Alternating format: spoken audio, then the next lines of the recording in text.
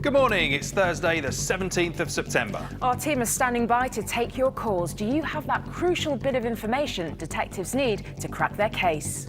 Let's find out. This is Crime Watch. Our reporter John Paul Davis has been out and about across the country for us, this time to South London, where he spent the morning with an amazing team who are helping those without a safe place to call home. Thanks, Rav. Now, lots more still to come this morning, including... First, we've already seen this series, some of the dangers faced by homeless people on the UK streets. And despite many being housed in temporary accommodation during the lockdown, violence against those living rough remains a persistent and distressing problem.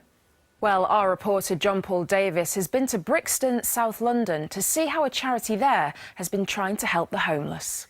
Such is so important that you're actually looking at hoping to solve older cases as well. Important. Remember details of organisations offering information and support with domestic violence. Next, Newcastle is known for its bustling nightlife and in normal times is a popular destination for parties. But sadly for one man celebrating his friend's upcoming wedding, the trip ended in him being seriously injured and in hospital. DC Dan Hall from Northumbria Police is leading the investigation, and I spoke to him earlier this morning. Unfortunately, the line wasn't great quality, but I asked him about what happened that night. It was a horrible attack, wasn't it? And the victim did suffer some pretty nasty injuries.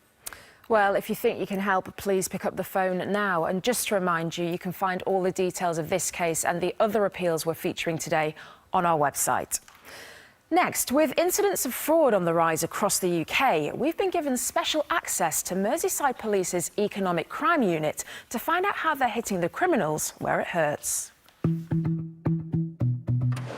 Money is at the heart of organised crime. In order to reel them in. This is the thing, isn't it? Anybody is susceptible to fraud, and it feels like criminals every day are inventing new ways to take money off innocent people, even using the pandemic to tap in. It's really important that if you have been a victim of fraud, that you reach out for the help you need. As we saw in the film there, even the most careful people can be caught out, and sometimes fraudsters only need the smallest piece of information, like your address or your email, to commit a crime. It's really terrifying. We're really hoping someone watching can help. And there's just time to update you on a couple of other cases we've featured on the programme over the last couple of weeks.